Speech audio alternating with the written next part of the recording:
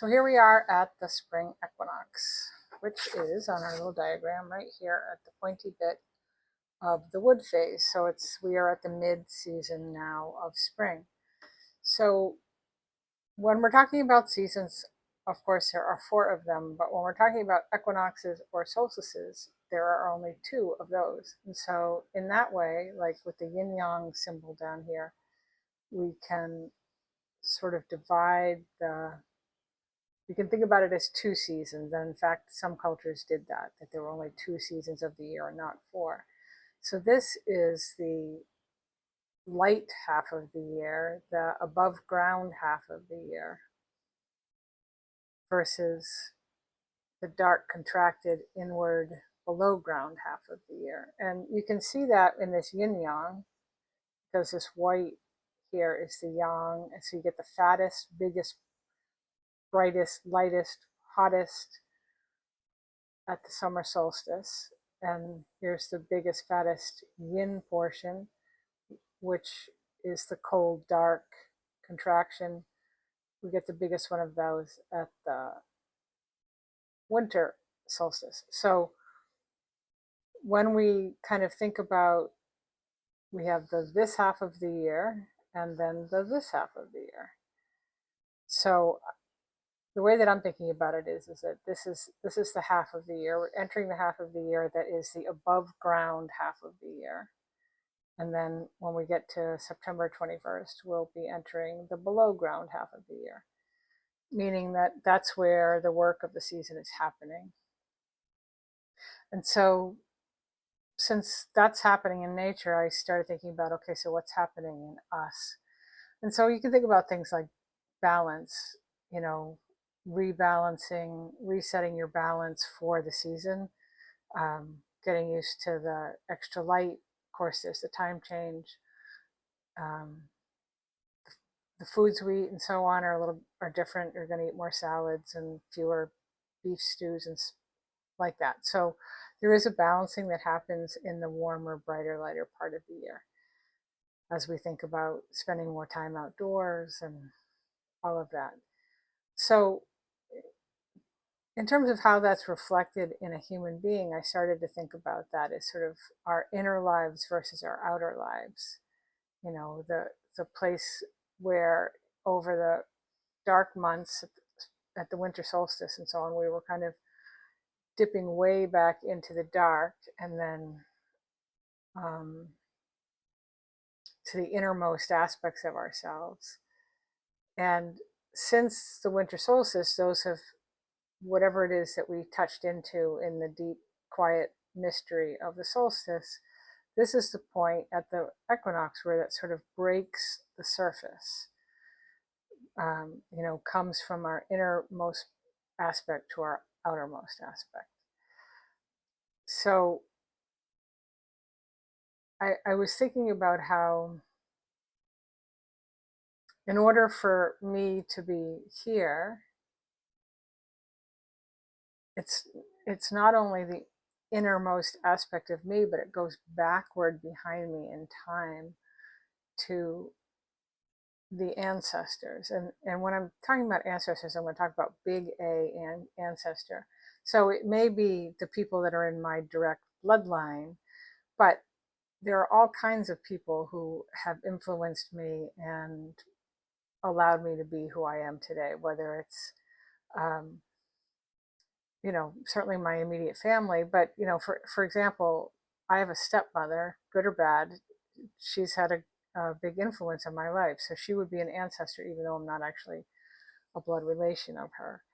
And there are plenty of examples where somebody is adopted, or in another time in history when a parent might have died and kids went to another family. So it isn't just your bloodline ancestry. And I'm also thinking about the mentors, teachers, spiritual teachers,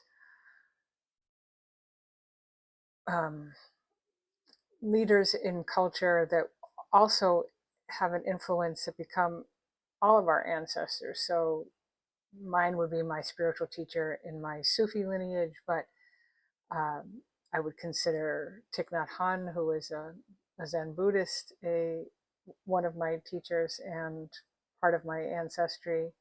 Then you have people like, um, Martin Luther King or Gandhi or I don't know. Anyway, so you get the idea. It's big A ancestry because I know some of us get kind of hung up on. I know for in my family that if I had to think about my ancestors, there aren't very many of them in my living memory that I would want to hang out with, honestly. So anyway, I was thinking about the ancestry that is from behind us to the ancestry that goes forward through us. And so, again, it doesn't have to be that you have children, but you have been an influence in people's lives, either through your work or your relationships or in whatever way. So, the fact that you have been here having a life has mattered to people. So, that's one of the things that I was thinking about was that we are sort of like we are a mushroom basically. So we're the current fruiting body of this mycelial mat that is underneath the surface. All this ancestry stuff is kind of below the surface, if you will. And then we pop up and have a life, and then we have our influences, and then we compost and go back into the mycelial mat. It's my little organic um, image for that. So that's one of the things I've been thinking about. The other thing that I've been thinking about is it wasn't that long ago that um, this moment and spring would have been a couple of things. One is I don't know how long it's been that people have had paper calendars hanging on their kitchen wall. Not that long. In part because the printing press hasn't been around that long, but generally people weren't necessarily that literate, or um, paper printed calendars weren't that available, so really people kept time by the solstices, equinoxes, and moon cycles. So, as a gardener, I plant I'll start seeds on certain dates: March 1st, March 15th, April 1st, April 15th. There's dates that I plant particular things. But my ancestors who didn't have a paper calendar like that would have done it according to a moon cycle relative to the equinox. And another aspect I was thinking about is that, sometimes I hear people talking about at this time of year, they're kind of not ready to be pulled out of their winter hibernation and into the busy time of the year, which I understand, particularly living here on the coast of Maine. Maine we have a kind of an extra crazy factor with it. But that's a man-made thing. That's not a summer thing, right? That's just because all of a sudden we have 30% more bodies moving around in the same amount of space as we do in the winter. And these people are all here in vacation mode, which is a very different mode than those of us who live here. So I would offer you something to consider in that is, even 100 years ago in rural Maine, the first signs of spring would have been very welcome. At this point, I've seen sap buckets being hung, so it would have been maple sugaring season. But, all that people would have been eating is whatever they had canned over, from last year's garden. Even my dad, who grew up who was born in 1931, so he grew up in the 30s and 40s, he said that in the wintertime, the only produce that was available to buy was bananas for some reason. But then, like potatoes, carrots, cabbage, and that was all they had eaten. So, one of the privileges we have in our time is that you have pretty much any food anytime you want it. So, our bodies are not at all eating with the seasons. I was just in the grocery store yesterday and noticing that they had two um, producers of strawberries there. And the other aspect to think about is that, and so people would have been hungry by now, not only bored with what they were eating, but quite possibly hungry, in that whatever they had would have spoiled, or critters gotten into it or whatever. But so people at this time of year are pretty hungry. And then the other thing to think about is that people would have suffered illness over the winter because they didn't have central heat, and so they would have been living in cold, damp conditions. And people got consumptive diseases, respiratory illnesses that just kind of lingered and lingered and lingered until they died. So there would have been loss of infants, loss of elders. And then, of course, there was childhood illness. Little kids would get sick and not make it past the age of 5. And so between the food supply and basic medical needs being met, and we're not having to suffer loss, incredible loss every winter, um, it's good to just pause for a moment and remember what that must have felt like to see these first signs of spring, and to know that, when the birds are singing and the willows are turning yellow, that what a hopeful feeling that would be. And you can see why hope is the emotion that goes with spring. Um, so it's a little bit of a privilege thing about, oh, I'm not ready for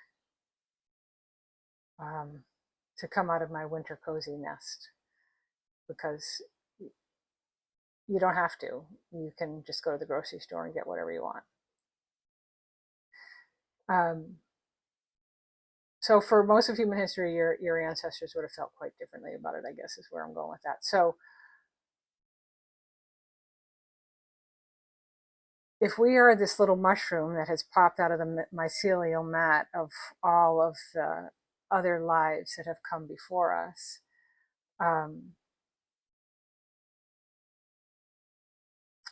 we can imagine that there were people among them that were wise, resilient, spiritually connected, um, kind, loving people.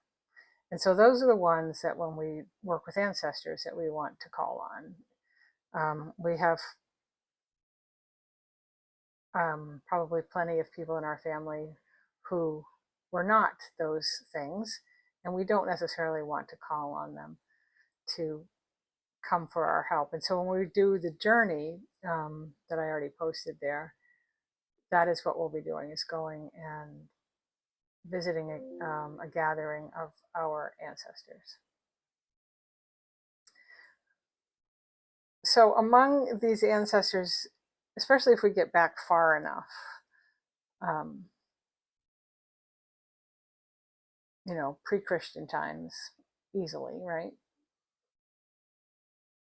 We had ancestors who really understood how the web of creation worked, and what it was to be human within that, and understood themselves to be sort of co-creators. Like if you were going to grow, I don't know, wheat or something, that you knew that you had to count on the sun, the soil, the rain, the warmth, in order to make that harvest grow so that you would be fed. So you were very tied to nature and and understanding how it worked in order for your survival, which, like, for most of us, we have no idea how to um, grow enough grain to bake a loaf of bread, and we don't know when it's planted or how it's harvested or any of that stuff. So as we're kind of in this time that we're in human history, where something new is wanting to happen, I am wanting to cultivate our capacity to be in relationship with those larger forces to move through us to produce a new thriving life future. And so what that ends up looking like is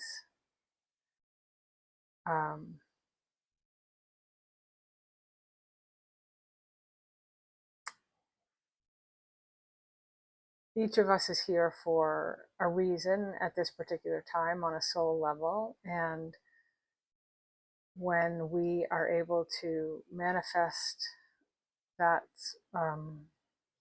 soul mission, I call it, or manifest your blueprint, then we are actually available to be of service to not only our loved ones, our families and communities and so on, but also this is how heaven and earth move through you. So like if sun and soil shine and interact with an acorn, you're going to get an oak tree, right? So if sun and soil interact with you, what do you get?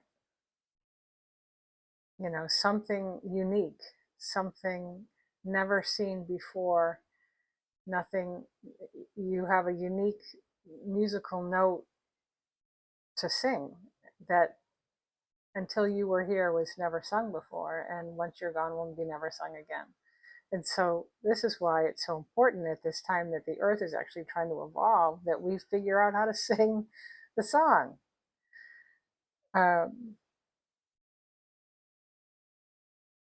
Let's see.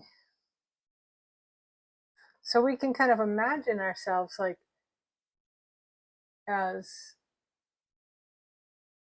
sort of the living hope of our ancestors, right? I mean, I'm a parent, I have kids, and I hope that they do well. I hope that they thrive. I hope that they find joy and love in their lives. I hope that they have minimal suffering.